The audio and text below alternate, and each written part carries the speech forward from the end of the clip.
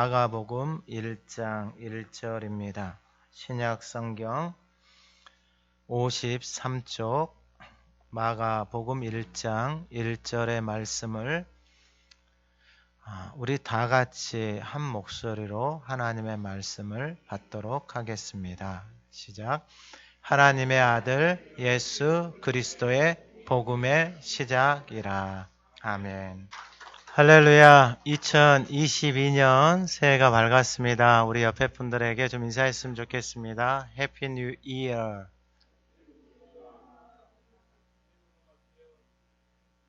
자, 우리 2022년 우리 표를 같이 한번 읽어보도록 선포하도록 하겠습니다. 시작. 하나님의 아들 예수 그리스도 복음의 증인으로 살자. 아멘. 제가 하나님의 아들 그러면은 여러분들이 예수 그리스도 제가 복음의 그러면 증인으로 살자 여러분들이 선포하는 겁니다. 하나님의 아들 복음의 아멘. 여러분 2022년에는 여러분 한 명을 꼭 하나님 앞에 생명을 살릴 수 있는 한 해로 살아가기를 하나님 앞에 드릴 수 있기를 주님의 이름으로 축원합니다.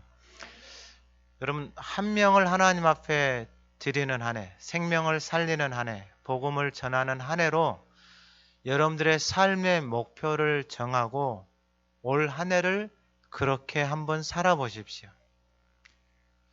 기도하면서 주시는 마음입니다. 기도하면서 내가 신앙생활을 하고 교회를 다니면서 한 명의 생명을 살리기 위해서 그 영혼을 위해서 기도하고 그 영혼을 위해서 내 마음을 드리고 시간을 들이면서 살아온 날들이 있었는지 돌아보시고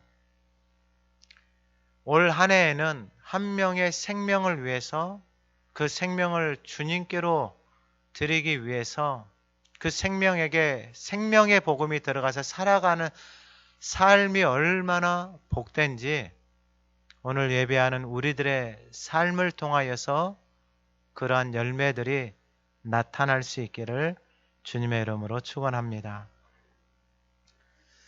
올 한 해를 준비하고 기도하면서 하나님이 저에게 주시는 마음입니다. 여러분 교회를 다니면서 다른 사람을 위해서 살아봐야 되겠다라고. 내가 믿고 있는 예수님이 좋아서 내가 섬기고 있는 예수님이 좋아서 내가 교회를 다니면서 그 은혜에 감사함으로 내가 정말 다른 사람에게 입을 열어서 이 생명의 복음을 전하면서 살아온 날이 있었는지 2022년 올 한 해에 여러분들의 마음속에 이 하나님이 주신 말씀을 깊이 새기셔서 복음의 증인으로 살아가는 그 인생 가운데 하나님께서 어떻게 그 인생을 인도해 가시고 그 인생을 붙들어 살아가시는지 저와 여러분들의 삶을 통해서 저와 여러분들이 그 증인이 되어지기를 저도 소망하고 우리 함께 그러한 한 해로 살아갔으면 좋겠습니다. 증인은 다른 것이 아닙니다. 내가 보고 내가 듣고 내가 경험한 것을 그대로 전하는 것입니다. 어느 날 어떤 한 목사님이 전화가 왔습니다. 목사님, 제가 이전 서구 쪽에서 다른 목사님들을 만나는데 목사님 그때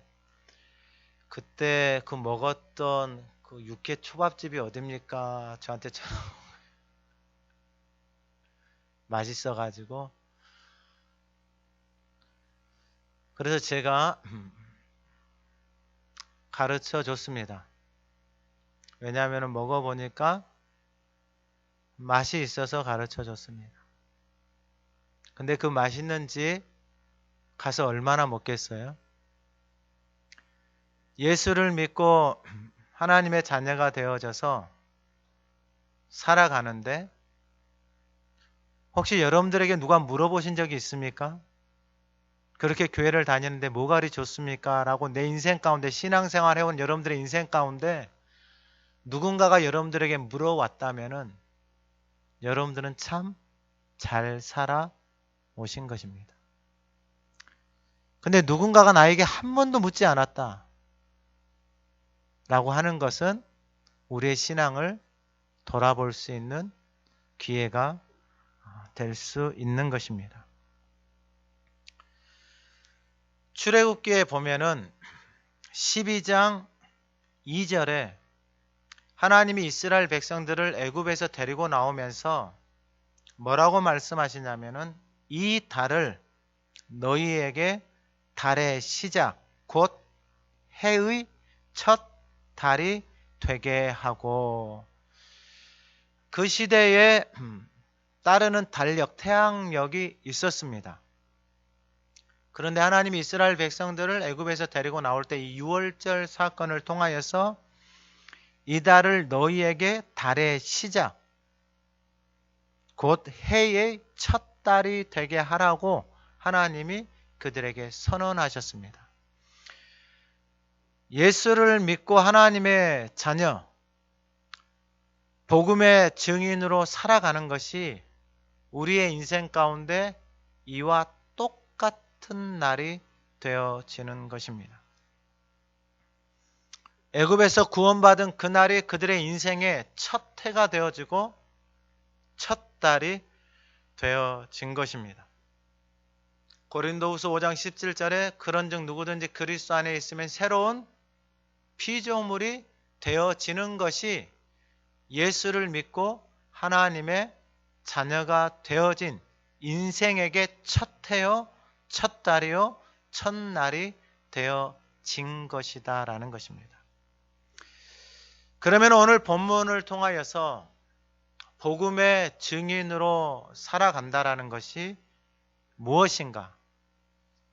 복음의 증인이 무엇인가? 그리고 오늘 본문의 1절에 하나님의 아들 예수 그리스도의 복음의 시작이라. 복음은 영어로 말하면은 굿뉴스입니다. 그러니까 좋은 소식을 말합니다. 그러니까 우리의 인생에 이보다 좋은 소식이 없다라는 거예요. 그런데 이 소식이 어디서 왔냐면은 이 소식은 하나님으로부터 온 소식이에요. 그러니까 이 소식을 이 땅에서 살아가는 사람들이 자신들이 가지고 있는 지식이나 경험으로는 그 소식을 받아들일 수가 없는 거예요. 이해를 할 수가 없는 거예요. 이 소식을 목사님이 전화해가지고 목사님 그 집이 무슨 집이에요 해서 물어봐서 제가 그 집의 맛집을 가르쳐 줬어요. 가서 10,000원 내고 육회 비빔밥을 먹었어요. 그게 그 사람에게는 좋은 소식인데 그냥 먹고 나면 끝나는 거예요. 근데 이 소식, 이 좋은 소식은 이 땅에 있는 소식이 아니고 우리가 가지고 살아가고 있는 이 땅에서의 소식이 아니라 하나님의 나라에서 이 땅 가운데로 온 소식이에요. 그러니까 이 땅에서 살아가는 사람들은 이 소식에 대해서 들어본 적이 없어요. 그리고 자신이 가지고 있는 경험과 지식으로 이 소식을 해석을 해보려고 하니까 해석이 안 되는 거예요, 해석이. 근데 우리의 인생 가운데 해석이 안 되는 게 너무 많아요. 자, 그러면은 오늘 본문. 하나님의 아들 예수 그리스도의 복음의 시작이라. 복음이라는 것을 쉽게 말씀을 드리면은 하나님의 아들 예수 그리스도가 복음이에요. 그러니까 하나님의 아들 예수 그리스도를 믿고 지금 모여있는 여러분들은 여러분들의 인생 가운데 무엇이 시작이 되어진 거예요? 복음이 시작이 되어진 거예요. 여러분 이 말씀을 잘 들어야 돼요. 제가 이 말씀을 준비하면서도 이 말씀을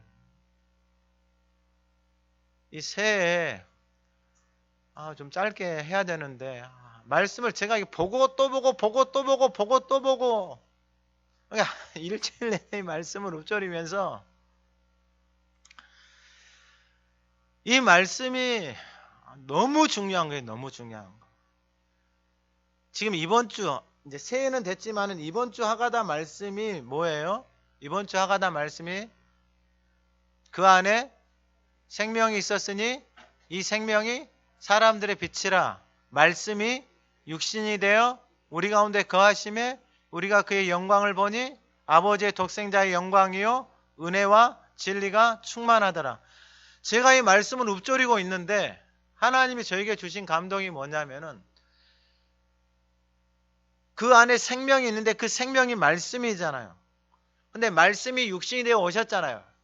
근데 말씀이 육신이 되어 오셨는데 말씀이 우리 안에 거하는 인생들은 그 말씀이 거하는 인생들은 그 말씀을 통해서 무엇을 봐야 되냐면은 하나님의 영광을 보는 거예요. 할렐루야. 그러니까 이게 제가 말씀을 읊조리고 씹고 또 씹고 씹으면서 하나님이 주시는 감동이 뭐냐면은 신앙생활을 하면은 신앙생활하고 하나님의 말씀이 거하는 사람들은 다 무엇을 봐야 되냐면은 하나님의 영광을 보는 게 원리예요. 순리예요. 순리. 그리고 그 말씀이 거하는 인생들의 안에 그 마음 안에 머무는 게 뭐냐면 하나님의 은혜와 진리가 그 안에 머무르는 것이 그냥 지극히 당연한 거예요. 지극히 당연한 거. 제가 말씀을 읊조리는데 말씀이 육신 안에 들어와 있으면은 그 인생들은 다 하나님의 영광을 보고 그 말씀이 머물러 있는 인생들은 그 인생 가운데 뭐가 머무르냐면 하나님의 은혜와 진리가 그 인생 가운데 머물러 있는 거예요. 그러니까 하나님의 은혜가 그 인생을 덮고 있는 거예요. 그리고 하나님의 진리가 그 인생을 끌어가고 있는 거예요. 할렐루야. 아니 이것처럼 복된 인생이 어디가 있어요? 근데 여러분들을 주변을 봐보세요. 사람들 안에 담겨져 있는 것이 그 생명의 말씀이 아니고 복잡한 것들이 막 담겨져 있어요. 야, 인생이 여기서 참 힘들겠구나. 하나님의 영광을 못 보니까 세상의 말들이 담겨져 있는 사람들은 세상 것으로 그냥 충만한 거예요. 세상의 영광을 구하는 거예요. 그럼 세상의 영광을 구한다 쳐요. 그러면은 세상에서 가장 영광스러운 게 뭐예요? 올림픽에 나가서 뭐 메달을 땄다. 우리 자식이 뭘 했다 해가지고 트로피도 갖다 놓고 상장도 갖다 놓고 뭐 그것도 벽에다가 붙여놓고 도배도 해놓고 뭘 해놨어요. 그 이사 가면서 막 없어지더라고. 다 없어져, 다. 그 영광스럽게 여겼던 것들이 인생의 헌식장처럼 그냥 버려지는 거예요. 트로피고 상장이고 뭐고 다 버려지는 거예요. 그 영광스럽다고 생각했던 것들이. 근데 하나님의 말씀이 내 안에 머물면은 영광의 소망, 영원한 생명에 대한 소망이 그 영광스러운 것들이 내 안에서 소망이 되어지는 거예요. 할렐루야. 이게 신앙생활이에요. 제가 이 말씀을 이스라엘 백성들이 애굽에서 나올 때 첫 해 첫 달이다 그랬어요. 그러면 구원을 받았잖아요. 6월절 사건을 통해서 들어가는 사람들은 생명을 받았잖아요. 여러분 그리고 나서 그 과정들을 잘 보셔야 돼요. 왜냐하면 신앙생활을 너무나도 많은 사람들이 오해를 해요. 요즘도 교회를 다니면서 신앙생활을 하면서 하나님이 이스라엘 백성들을 애굽에서 데리고 나올 때 10가지의 기적을 행했어요. 근데 광야에 가서도 그 기적을 하나님이 끊임없이 하나님에게 요구해 인생들이. 홍해도 갈라줬어요. 광야에서 만나도 내려주고 구름기둥 불기둥으로 그들의 인생을 지켜주고 보호해줬어요. 근데 그들의 인생들은 끊임없이 뭐하고 있냐면 원망하고 불평하고 있어요. 끊임없이 기적을 베풀어 달라는 거예요. 하나님이 내 인생 가운데. 나는 하나님 앞에 변하지 않고. 그러니까 이게 너무 오해를 하고 있는 거예요. 오해를. 자, 그러면 그 오해가 뭐냐면은 왜 오해를 하고 신앙생활을 하냐면은 하나님이 어떠한 분이시 하나님의 아들이라고 말했는데 하나님을 그냥 쉽게 말씀을 드리면은 창세기 1장 1절에 태초에 하나님이 천지를 창조하셨다. 하나님이 천지를 창조하셨는데 하나님이 무엇으로 창조하셨냐면은 무엇으로 창조하셨어요? 말씀으로 창조하셨어요. 여러분 왜 이게 중요하냐면은 제가 계속해서 말씀을 드리잖아요. 여러분 식물이 말을 알아들어요? 못 알아들어요? 여러분 식물이 더 똑똑해요. 한국말로 사랑한다 이렇게 이야기를 하잖아요. 그럼 알아듣잖아요. 근데 영어로 이야기를 하면은요. 일본어로 이야기하면요. 중국어로 이야기하면은요. 이태리어로 이야기를 하면요. 알아들어요? 못 알아들어요? 식물이? 안 해봤으니까 모르겠다는 거예요. 과학자들이 다 연구해봤는데 다 알아들어요. 다 알아듣는다고요. 왜 그 언어들을 알아들어요? 원리는 단순해요. 하나님이 말씀으로 만물을 창조하셨잖아요. 그러면은 우리가 어떻게 그것을 알아들을 수 있어요? 그 원리도 간단해요. 히브리서 11장 3절에 가면은 믿음으로 모든 세계가 하나님의 말씀으로 지음 받은 것을 다 안다 그래요. 할렐루야. 여러분, 그러니까 믿음이라는 게 뭐냐면 하나님의 말씀, 이 말씀이 믿어지는 거예요. 근데 여러분, 태초에 하나님이 천지를 창조하셨다. 여러분들이 가지고 있는 지성과 이성과 논리를 가지고 이것이 이해가 되세요? 아니, 천지를 하나님이 창조하셨다라고 하는데 이 천지 나는 태어나 보니까 다 있잖아요. 달도 있고 구름도 있고 별도 있고 다 있잖아요. 근데 그것을 하나님이 천지를 창조했다라고 하나님이 선언하셨어요. 이 말씀이 여러분들이 가지고 있는 지성으로 이해가 되냐고요. 논리적으로 이해가 되냐고요. 이해 안 돼요. 그럼 물어볼게요. 여기 자녀들이 앉아 있는데 자녀들은 여러분들의 부모인 것이 이해가 되세요? 예찬이는 이해가 돼요. 옆에 엄마 앉아 있는데 엄마가 엄마인 거 확실히 알아요? 이거 거짓말하고 있어요. 지가 뭘 알아요? 어떻게 엄마예요? 설명 한번 해봐요.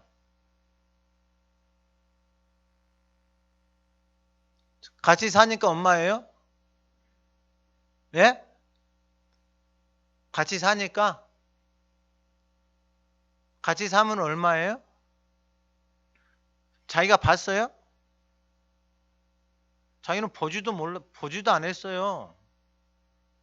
태어나니까 그냥 엄마라고 부르라고 하니까 엄마라고 불러서 엄마라고 한 거예요. 그래서 그렇게 아니 엄마라고 부르라고 했어요 안 했어요? 태어나니까 옆에다 대놓고 누구라고 부르라고요? 엄마라고 부르라고 언제까지 해요? 할 때까지 이렇게 해서 엄마라고 한 거예요. 이해됐어요?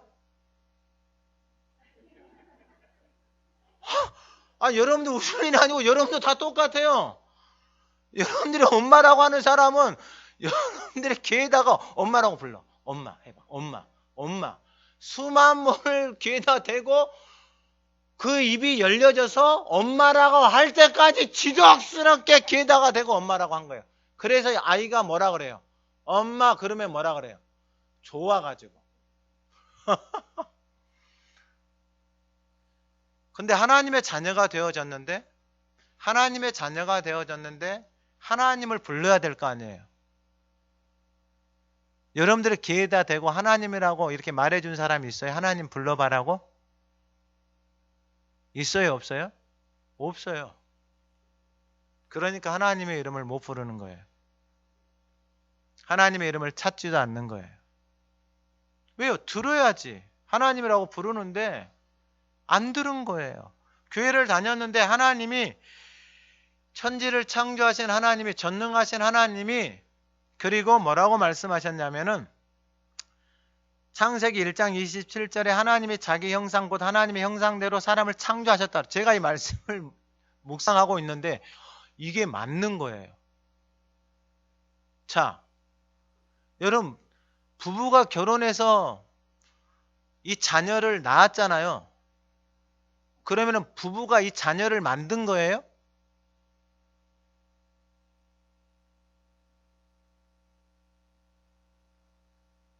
아니, 부부가 이 자녀를 만들었냐고요? 아니에요. 그 생명의 씨는 하나님이 다 심어놨어요. 그래서 부부를 통해서 그 씨가 나와서 그 안에서 뭐가 나오는 거예요? 사람의 형체, 생명이 나오는 거예요. 여러분 이게 얼마나 중요하냐면은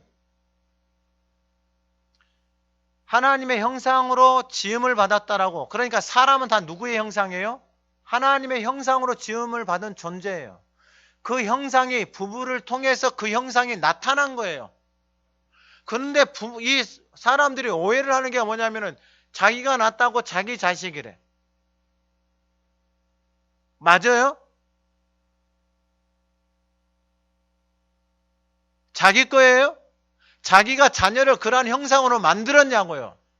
그것을 만드시는 분은 누구예요? 하나님이에요. 하나님. 하나님의 형상으로 만들었다라고 하나님이 선언하셨잖아요. 우리는 우리의 몸을 통해서 그 형상이, 그 씨가 나와서 그 생명이 나온 것이에요. 그런데 인간은 다 누구의 형상이라고요? 하나님의 형상으로 지음받았다고요. 근데 부모들이 태어난 아기 귀에다 대고 뭐라고 불러요? 엄마 해봐, 아빠 해봐. 그래가지고 육신의 부모가 자기 부모고 자기 아빠예요. 하나님은 뭐예요? 하나님은 누구예요? 성경에서 하나님을 뭐라고 불러요? 아빠 아버지라고 불러요. 아빠 아버지라고. 왜 하나님을 아빠 아버지라고 불러요? 하나님의 형상으로 지음을 받은 거예요. 하나님의 형상으로. 할렐루야. 얘기 나눠놓고 누구 막 닮은 거 찾아요, 안 찾아요? 손자, 손녀 데리고 다니시는 분들은 손자, 손녀가 뭐 할아버지 닮았다 그러면 좋아요, 안 좋아요? 별로 안 좋아하신 것 같아요. 자기 닮은 구석을 찾잖아요. 자기 닮은 구석을. 하나님의 형상으로 지음받은 존재가 누구를 닮아야 돼요? 하나님의 형상을 닮아야 돼요. 근데 그 하나님의 형상을 다 잃어버렸어요. 왜요? 하나님을 아빠 아버지라고 안 불러요. 그러니까 부모하고 떨어져서 산 거예요. 떨어져서 사니까 부모를 인식을 해요, 못해요? 인식을 못하는 거예요. 이게 얼마나 우리의 인생 가운데, 우리의 삶 가운데 하나님의 형상으로 지음받은 존재들이 이 하나님을 아빠, 아버지라고 부르게 되어진 이 사건이 얼마나 복된 사건인지를 저와 여러분들이 깨닫는 시간이 되어지기를 주님의 이름으로 축원합니다. 하나님의 형상으로 지음받은 인생이 하나님의 형상을 잃어버렸어요. 이유는 하나예요, 하나. 하나님이 먹지 말라고 한 게 뭐였죠? 선, 악이에요. 여러분 이 선과 악의 나무를 먹지 말라고 했어요. 왜 먹지 말라고 했어요? 먹으면 어떻게 되는 거예요? 선과 악의 기준이 누가 되어지는 거예요? 내가 되어지는 거예요. 근데 그 선악의 기준은 누구예요? 하나님이세요. 하나님. 하나님의 말씀이 선악의 기준인데 선악을 먹고 나니까 인생의 선악의 모든 이 땅에서 선악의 기준이 자기 자신, 그러니까 자기 자신이 하나님이에요. 여러분 이 땅에서는 이 문제가 풀어지지 않고서는 이 땅은 영원히 사망 가운데서 살 수밖에 없어요. 사망 가운데서 살 수밖에 없다라는 게 다른 게 아니고 모든 사람들이 다 인생들이 다 어디로 가는 거예요? 사망으로 가는 거예요. 그러니까 이 문제를 해결할 수가 없어요. 자, 그러면은 로마서 8장 14절에 뭐라고 말하냐면은 무릇 하나님의 영으로 인도함을 받는 사람은 곧 하나님의 아들이라. 너희는 다시 무서워하는 종의 영을 받지 아니하고 양자의 영을 받았으므로 우리가 아빠, 아버지라고 부르짖느니라. 우리가 뭐라고 부르짖는다고요? 아빠, 아버지라고 부르짖느니라. 엄마라고 왜 부른다고요? 엄마라는 소리를 그 자녀에게 수만 번 들려줘서 그 자녀가 자기 옆에 있는 사람이 누구라고 인지를 한 거예요? 엄마라고 인지를 해서 엄마를 부르기 시작하는 거예요. 그러면 엄마라고 부르기 시작하면은 엄마가 그 자녀를 도와주는 거예요.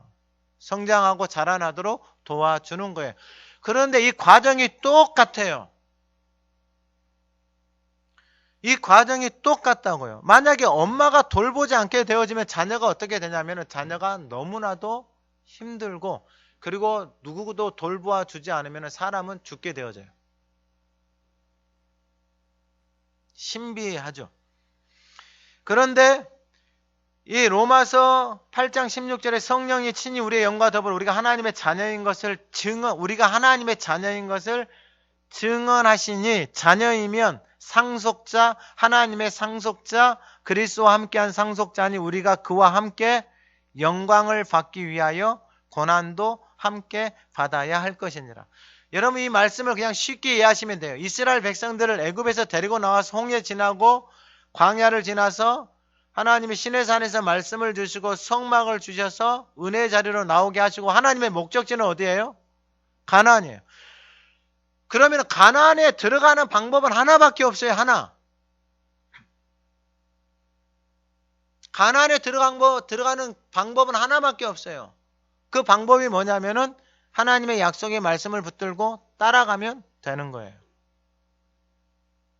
근데 이스라엘 백성들이 오해를 하는 게 뭐냐면은 광야에서 끊임없이 하나님의 기적을 그들은 바라고 있어요.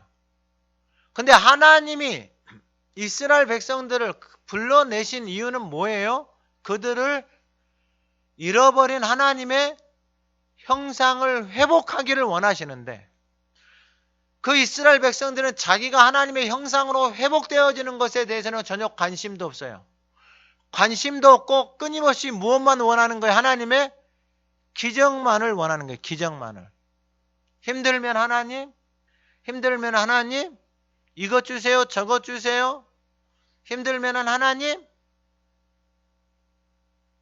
근데 이게 신약이나 똑같아요. 예수님이 제자들을 불렀잖아요.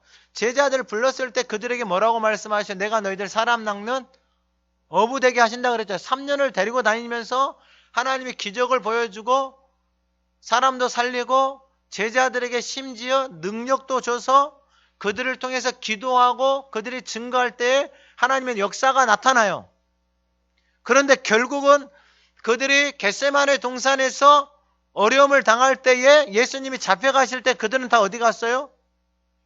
다시 어디로 갔어요? 다시 고기 잡으러 갔다 이 말이에요. 다시 고기 잡으러 간 그들에게 예수님이 부활하셔서 찾아가지 않았으면은 그들은 평생 동안 뭐 하고 있는 거예요? 평생 동안 고기 잡는 거예요. 부활하신 주님이 그들에게 찾아가지 않았으면은 그들은 고기를 잡는데, 이전에는 자기 먹고 살려고 고기를 잡았다면은 3년을 따라다니면서 다시 고기 잡으러 간 그들에게는 어떤 마음이 있겠어요? 실패한 마음, 두려운 마음, 부끄러운 마음이에요.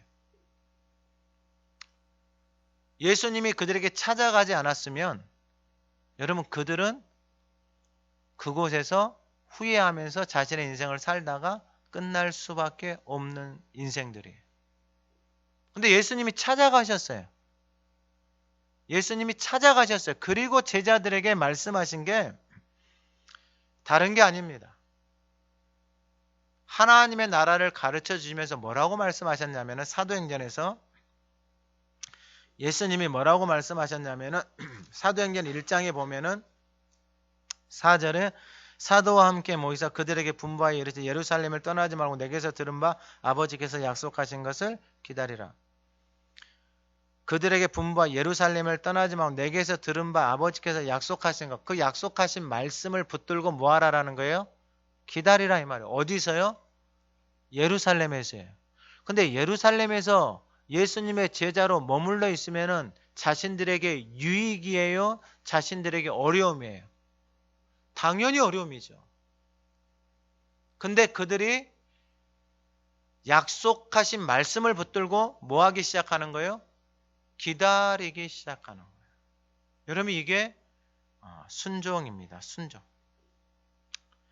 자, 그러면은 하나님의 아들이라고 말씀했을 때 하나님이 만물을 천지의 창조 주시고, 그리고 하나님의 형상으로 지음받은 우리 존재가 하나님을 무엇으로 부른다라고 말씀하고 있어요? 아빠, 아버지라고 부르는 거예요. 여러분, 부모는 우리를 만든 존재가 아니에요. 부모가 우리를 어떻게 만들어요? 그 생명의 씨앗은 하나님이 다 심겨놓은 거예요. 근데 어떤 사람들은 자녀, 이것을 인생의 최고로 여기면서 살아가는 사람이 있어요. 여러분, 한 번만 좀 생각을 해보세요. 이 자녀를 내가 만들었냐고요? 아니요, 이건 하나님의 형상이에요. 우리는 그냥 만나서 결혼해서 그 생명의 씨앗을 통해서 생명이 내 안에서 잉태가 되어져서 나온 것이지, 여러분, 내가 그 생명을 만들고 자라나게 하고 이것은 우리의 영역이 아니에요. 근데 자기 거래, 자기 거. 그러니까 문제가 생기는 거예요. 인생의 문제가 생기는 거예요. 삶의 문제가 생기는 거예요. 고통스러울 수밖에 없어요. 하나님의 것을 자기 것이다라고 어기면서 그 자녀를 우상처럼 여기면서 그 자녀를 자기 생각대로 그 금쪽 같은 내 새끼 그 TV에 보니까 너무 슬퍼. 너무 슬퍼. 몰라도 너무 슬퍼. 그러니까 자녀를 죽이고 있는데도 불구하고 몰라요. 자기가 하는 행동이, 자기가 하는 말들이 자녀를 죽이고 있는지 몰라.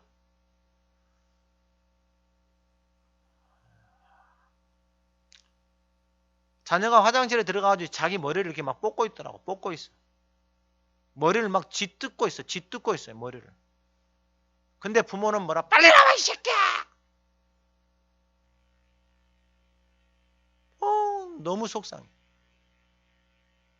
그 고통과 그 아픈 마음에는 1도 관심이 없는 거예요. 같이 사는데도 그 사람의 마음을 헤아리는 것은 1도 관심이 없는 거예요. 1도. 왜요? 이 마음이, 하나님의 형상이 다 죽어 있는 거예요. 다 죽어 있는 거예요. 하나님의 형상으로 지음받는 존재들이 다 죽어 있는 거예요. 다 죽어 있는 거예요. 오늘 예배하는 저와 여러분들이 그 형상이 회복되어지는 은혜가 있기를 주님의 이름으로 축원합니다. 그러면 하나님의 아들이라고 말했어요. 하나님의 아들. 그러니까 하나님이 만물의 하나님의 형상으로 지음받은 존재들. 근데 그 하나님의 형상을 잃어버렸어요. 하나님의 형상을 잃어버렸다는 게 다른 것이 아니고 선악과를 따먹어서 인생의 하나님이 누가 된 거예요? 내가 인생의 하나님이 된 거예요. 이것은 제가 몇 번 말씀을 드렸어요. 여러분, 태어난 갓난애기도 1살짜리도 2살짜리도 부모 말 들어요? 안 들어요? 안 들어요. 지가 하나님이에요. 지가. 울어 제껴요. 그 맛을 아는 애기들은 좀 성장하면서 갖다 머리를 박아요. 자기 마음대로 안 되면은 막 난리를 쳐요. 참으로 웃기죠.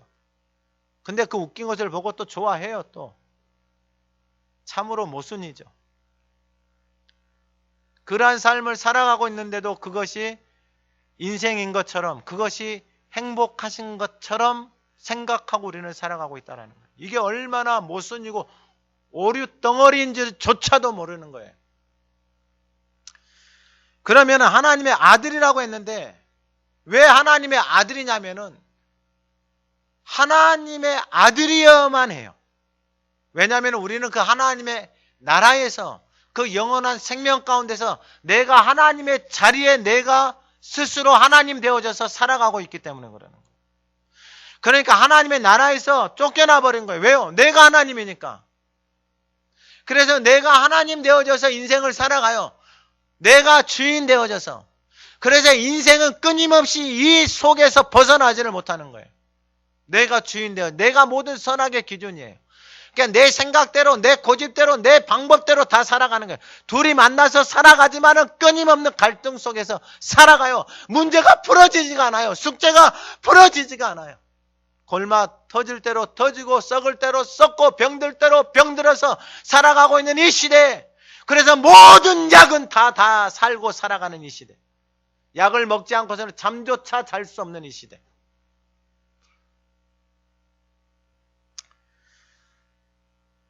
요한복음 3장 16절에 하나님이 세상을 이처럼 사랑하사 독생자를 주셔서 이는 그를 믿는 자마다 멸망하지 않고 무엇을 얻는다? 여러분이 이게 바로 하나님의 아들이야만 하는 이유예요. 그 영원한 생명은 하나님에게만 있는 거예요. 우리는 내가 하나님의 자리에서 내려오지 않는 이상 그 영원한 생명을 누릴 수가 없는 거예요. 그래서 하나님의 아들이신 그 예수 그리스도를 통해서 믿는 자마다 무엇을 얻게 하신다라는 거예요? 영생을 얻게 하신다는. 여러분, 이 단어조차도 우리에게는 익숙하지 않는 거예요. 왜냐하면 우리는 태어나서 보니까 다 죽거든요. 모든 인생이 다 죽어요. 근데 예수님이 오셔서 영생을 주신대요. 나는 부활이고 생명이다라고 선언하시는 거예요. 여러분, 이 말씀이, 이 선언이 어떻게 내가 가지고 있는 지식과 경험과 이성과 논리로, 의학으로, 과학으로 설명이 되냐고요. 누가 설명할 수 있어요? 여러분, 이건 설명이 되어지는 영역이 아니에요.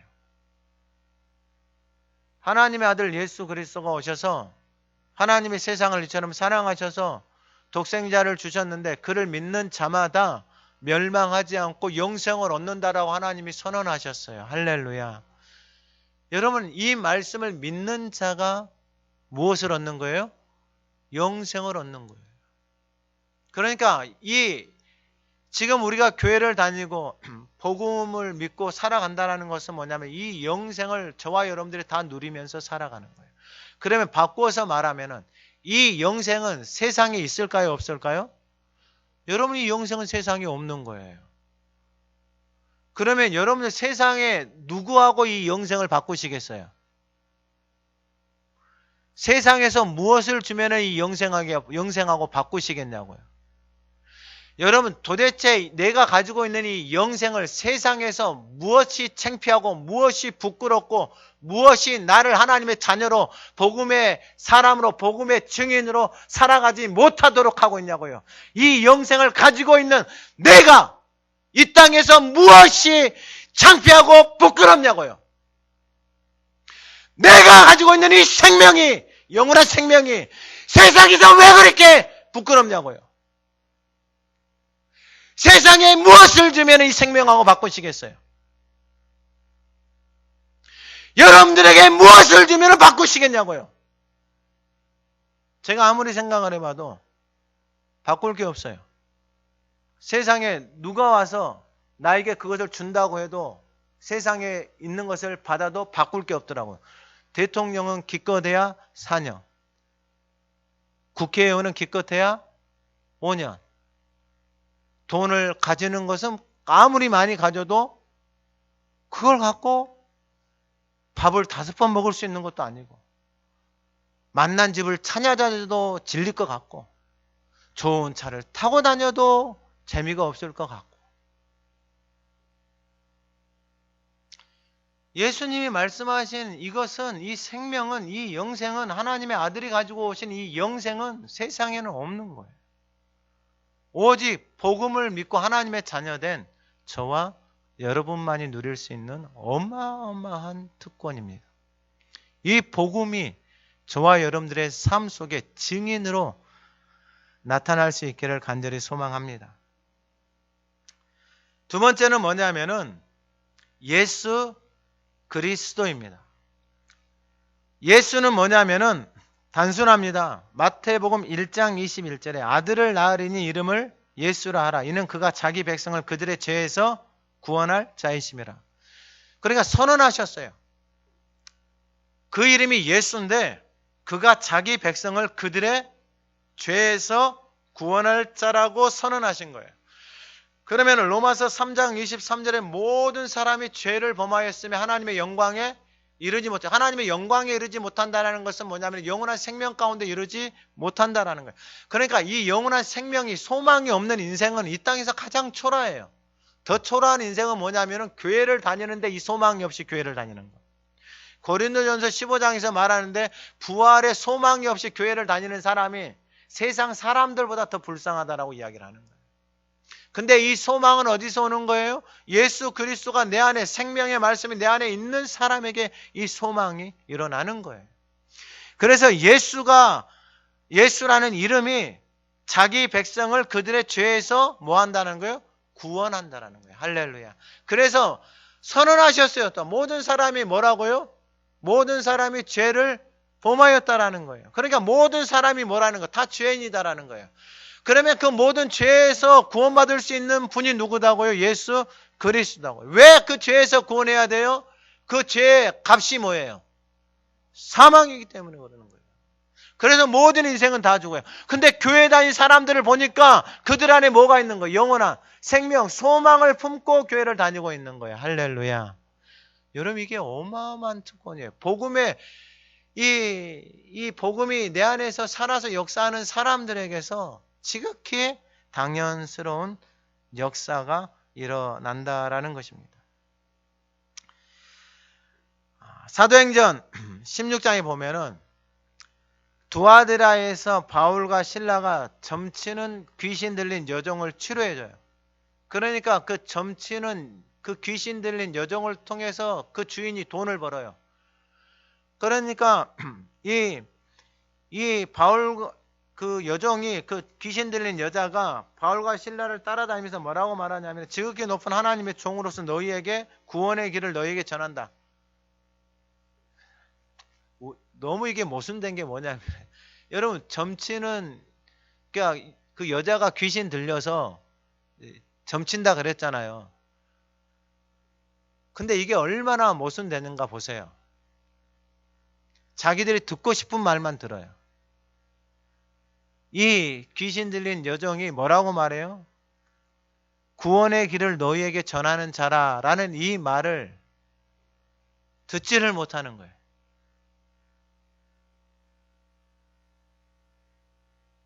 구원의 길을 전하는 이 말을 듣지를 못하는 거예요. 그러면서 도리어 그 여종을 치료해 줬잖아요. 치료해 주니까 돈 못 번다고 뭐 하는 거예요? 바울과 실라를 감옥에 넣잖아요. 그런데 제가 이 말씀을 보면서 이 바울과 실라가 감옥에서 기도하고 찬양하는데 어떤 일이 일어나요? 감옥 문이 열리잖아요. 그러면 어떻게 해야 돼요? 나가야 되잖아요.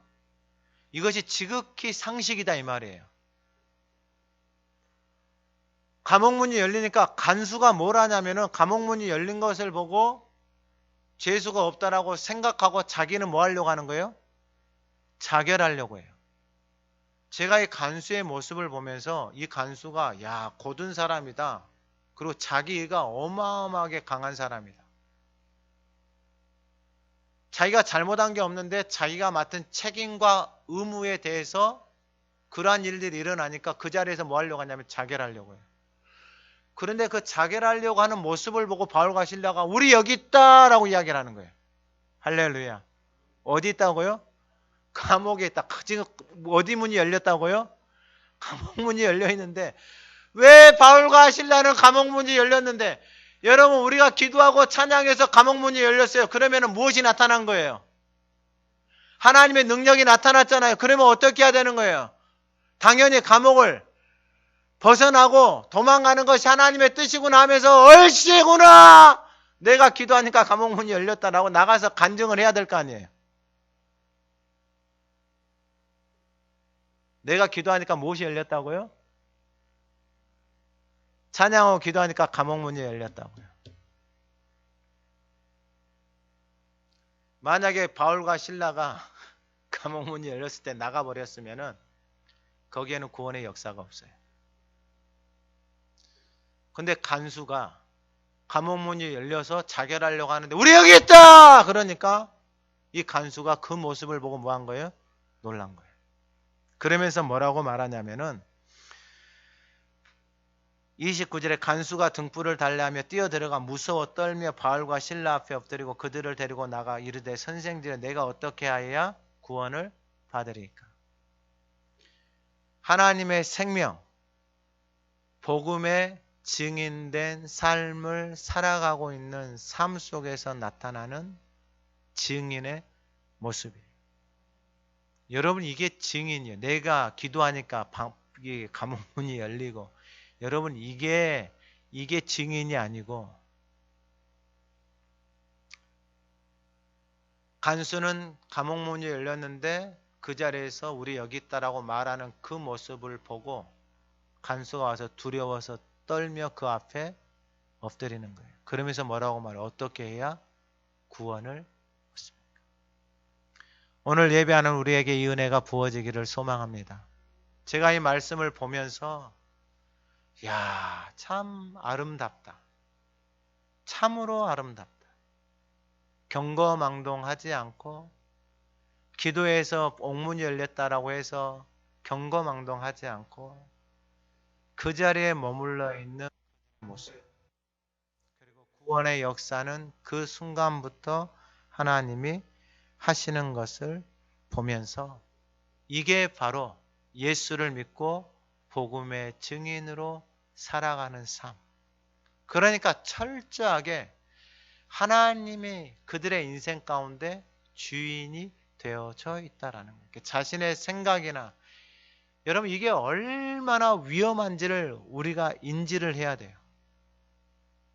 우리가 신앙생활 하면서 생각하고 있는 것들이 얼마나 오류가 있고 하나님의 생각과 하나님의 뜻으로부터 벗어나 있는지를 우리는 이것을 깊이 생각해야 한다라는 것입니다. 그리고 예수는 우리를 죄에서 구원할 자. 그러니까 예수를 믿고 증인으로 살아간다라는 것이 그 한 영혼을 그리고 그들의 가정을 어디서 구원한 거예요? 감옥에서 그 증인들의 삶의 모습을 보고 기도하고 찬양해서 감옥문이 열리고 이것으로 인해서 구원이 되는 것이 아니고 여러분 이걸 잘 보셔야 돼요. 감옥문이 열려서 구원의 역사가 일어난 게 아니고 찬양하고 기도하고 감옥문이 열렸음에도 불구하고 그 자리에 머물러 있는 그 모습을 보고 그 앞에 와서 엎드리면서 두려워서 어떻게 해야 구원을 받습니까? 여러분 이 능력이 우리의 삶에서 나타날 수 있기를 간절히 소망합니다. 여러분 정말 기도 많이 하고 하나님 앞에 엎드려야 돼요. 그리고 그리스도라는 이름은 뭐냐면은 크리스토스 기름 붓다의 의미입니다. 그래서 기름 부음 받은 자 이것은 뭐냐면은 구약에서는 선지자, 제사장, 왕이 기름 부음을 받는 거예요. 사무엘상에 보면은 사무엘상 16장 1절에 보면은 여호와께서 사무엘에게 이르시되 내가 이미 사울을 버려 이스라엘 왕이 되지 못하게 하였거늘 사울이 이스라엘 왕인데 이스라엘 왕이 되지 못하게 하였다라는 것은 뭐냐면은 사울이 하나님의 말씀을 버려요. 내가 그를 위하여 언제까지 슬퍼하기 너는 뿔에 기름을 채워 가지고 가라. 내가 너를 베들레헴 사람 이새에게 보내리니 이는 내가 그의 아들 중에서 한 왕을 보았다라고 하면서 사무엘이 기름 뿔병을 가져다가 그의 형제 중에서 그에게 부었더니 이날 이후로 다윗이 여호와의 영에게 크게 감동되니라. 사무엘이 떠나서 라마로 가니라. 다윗은 3번의 기름 부음을 받습니다. 사무엘의 기름 부음을 하고 나서 다윗이 이게 하프를 켜니까 사울에게는 악신도 떠나고 그리고 그가 이 블레셋 골리앗하고 싸우면서도 승리를 합니다. 그런데 문제가 생기는데 사울 왕이 다윗을 시기해서 죽이려고 쫓기 시작합니다. 그 방황의 시간을 10년 이상을 도망의 시간을 보냅니다. 무엇을 바꿔요? 기름 부음을 바꿔요. 하나님의 자녀가 돼. 왜 그러한 시간들을 허락하셨을까? 왜 하나님이 이스라엘 백성들에게 하나님의 능력을 베푸시고 광야의 시간들을 허락하셨을까? 여러분 하나님께서 부어주시는 기름 부음 여러분 이것은 다른 것이 아니고 마가복음 오늘 본문 1장 8절에 이제 주일날 저는 나는 너희에게 물로 세례를 베푸르고 그는 너희에게 성령으로 세례를 베푸신다. 성령의 세례 그것이 기름 부으심이에요. 그러면은 여러분 저와 여러분들이 이 하나님의 기름 부으심을 성령의 기름 부으심 성령의 진리의 성령의 인도하심을 따라서 살아가는 방법이 하나 있어요. 하나. 그게 사도행전 10장 38절에 사도행전 5장 32절에 뭐라고 말하냐면 우리는 이 일의 증인이 하나님이 자기에게 순종하는 사람들에게 주신 성령도 그러하니라 하더라. 하나님이 자기에게 순종하는 사람들 하나님의 말씀 앞에 뭐하는 사람들? 순종하는 사람들. 왜냐하면 성령의 기름 부으심은 다른 게 아니고 진리의 성령님이에요. 진리의 성령님. 그러니까 진리의 성령님이 우리의 삶을 끌어간다라는 것은 뭐냐면은 그 진리의 말씀, 생명의 말씀 앞에 내가 하나님 된 자리에서 내려와야 되는 거예요. 여러분 이게 왜 심각하냐면은 이 하나님의 말씀도 우리는 우습게 여기는 게 우리 인생이에요. 여러분, 교회를 다녀도요, 하나님의 말씀 정말 우습게 생각합니다. 그게 자기가 하나님 된 증거예요. 하나님의 말씀을 들어도 그 말씀을 우습게 생각해요. 하나님의 말씀을 들어도 꼼짝도 하지 않아요. 왜요? 자기가 하나님이니까. 여러분, 그 인생은 다 광야에서 끝납니다. 하나님의 가난을 주시고 싶어도 줄 수가 없어요. 왜냐하면 그 성령의 기름 부으심은 능력이에요. 진리의 성령님이 끌어가는 인생은 어디로 무조건 데려가는 거예요? 무조건 가나안으로 데려가는 거예요. 그 가나안은 뭐냐면 하나님의 영광이요, 연초부터 연말까지 여호와의 눈이 항상 머물고 지키시는 땅이 가나안 땅이에요. 그러니까 지금 내가 하나님의 말씀 앞에 순종해서 그 진리의 말씀이 끌어가는 인생은 연초부터 연말까지 여호와의 눈이, 하나님의 손이 그 인생을 뭐 하시는 거예요? 지키시고 보호하시고 인도해 가시는 거예요. 할렐루야. 이게 하나님의 능력이에요. 하나님의 능력. 여러분, 근데 우리의 생각으로, 우리의 경험으로 우리의 인생을 살아간다? 여러분, 그러면은 여러분들의 자식을, 여러분들의 손자, 손녀들을 누가 가르쳐야 돼요? 여러분들이 가르쳐야죠. 근데 다 위탁시키잖아요. 다 위탁시켜요. 그리고 다른 사람들이 따라가지를 않아요. 왜요? 심지어는 자녀들도 따라가지를 않아요. 왜요? 생명의 말이 아니니까 그러는 거예요. 생명의 말이 아니니까. 그런데 그 그리스도를 통해서 성령의 기름 부으심을 우리 가운데 부어주시는데, 그 기름 부으심을 받는 그 진리의 성령 안에서 살아가는 길은 하나밖에 없어요. 어떤 사람에게 부어주신다고요? 그 진리 앞에 순종하는 자에게. 다른 방법이 없습니다. 다른 방법이. 예수님도 똑같아요. 예수님도 사도행전 10장 38절에 하나님이 나사렛 예수에게 성령과 능력을 기름 붓듯 하셨으며 그가 두루 다니시며 선한 일을 행하시고 마귀에게 눌린 사람을 고치셨고, 그리고 누가복음 4장 17절에도 선지자 이사야 글을 드리거늘 이렇게 하셔서 주의 성령이 내게 임하셨으니 이는 가난한 자에게 복음을 전하게 하시려고 내게 기름 부으시고 나를 보내서 포로된 자에게 자유, 눈먼 자에게 다시 보게 함, 전파하며 눌린 자를 자유롭게 하고 주의 은혜의 해를 전파하게 하려 하심이라. 할렐루야. 올 한 해 이 하나님의 말씀이 우리의 삶에 그대로 이루어지는 한 해가 되어지기를 주님의 이름으로 선언합니다. 여러분, 가난한 자가 다른 게 아니에요. 팔복의 심령이 가난한 자예요.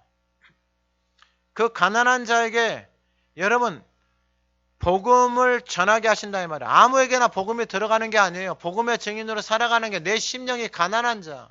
가난한 게 뭐예요? 하나님의 은혜 없이는, 그 복음 없이는, 그 예수 그리스도의 능력, 성령의 기름 부으심 없이는 살아갈 수 없다라고 자기 자신을 본 사람. 사도 바울은 복음을 통해서 자기 자신을 봐서 얼마나 죄악의 덩어리인지를 자기 자신을 봤어요.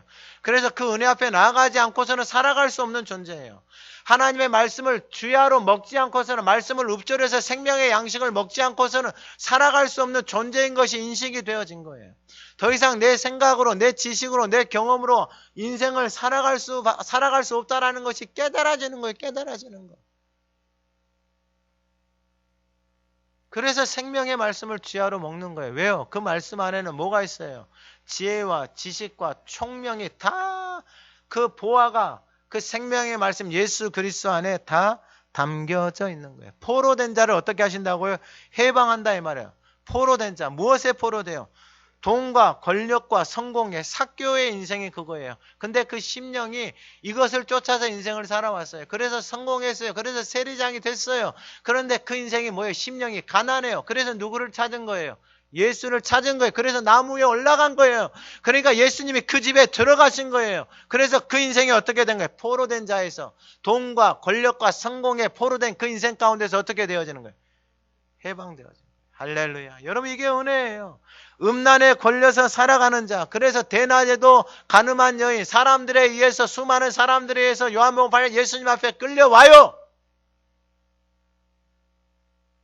그 쾌락을 쫓아서 살아가는 인생이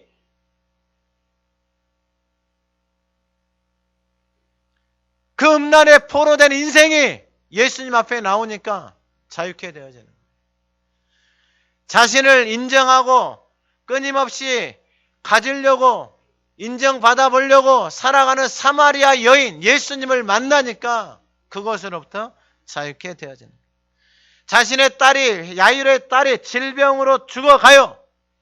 그런데 예수님을 부르러 갔는데 그 딸이 죽었다는 소식이 와요. 그럼에도 불구하고 이 회당장 야이로는 예수님을 집으로 데리고 갑니다. 그리고 그 딸을 예수님이 살려주십니다. 12년 동안 혈류증으로 질병으로 앓은 여인이 그 질병에 포로되어져 있는 그 인생이 가난한 심령을 가지고 예수님에게 와서 그 옷자락을 만졌을 때에 하나님의 능력이 그 인생 가운데 부어집니다. 누구에게요? 가난한 자에게. 가난한 자에게. 무엇이 전해지는 거예요? 복음이 전해지는 것입니다. 이제 말씀을 마칩니다. 하나님의 아들 예수 그리스도의 무엇이 시작이 되어진 거예요? 복음이 시작이 됩니다.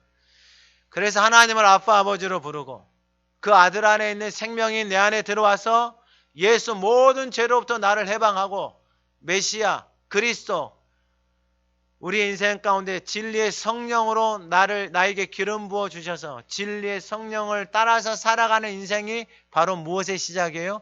복음의 시작이에요. 즉 이 말은 뭐냐면 내가 하나님 자리에서 선과 악의 내 인생에 내가 하나님의 자리에서 주인 되어져 있던 그 자리에서 내려오고 이제 복음이 내 인생 가운데 들어와서 그 영원한 생명을 가지고 복음의 증인으로 살아갈 때 여러분 2022년에 올해 하나님이 주신 이 말씀 앞에 순종함으로 저와 여러분이 복음의 증인으로 살아가기 시작할 때 우리의 인생 가운데 이전에 경험해 보지 못한 그 하나님의 은혜와 그 하나님의 은총이 올 한 해 우리의 삶에 부어지고 저와 여러분들의 증인의 삶을 통하여서 생명이 살아날 때 우리의 삶을 통하여서 하나님의 영광이 드러나고 그 인생과 그 가문이 하나님의 복음의 증인으로 세워져 가는 그 놀라운 역사가 오늘 예배하는 우리의 삶을 통하여서 한 해를 시작하는 우리를 통해서 이루어지기를 간절히 소망합니다. 살아계신 하나님 아버지 2022년을 맞이하면서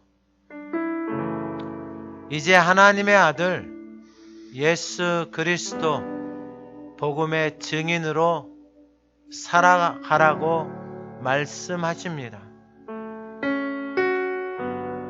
하나님 아버지 우리에게 베풀어 주신 그 사랑과 은혜가 너무나도 큽니다.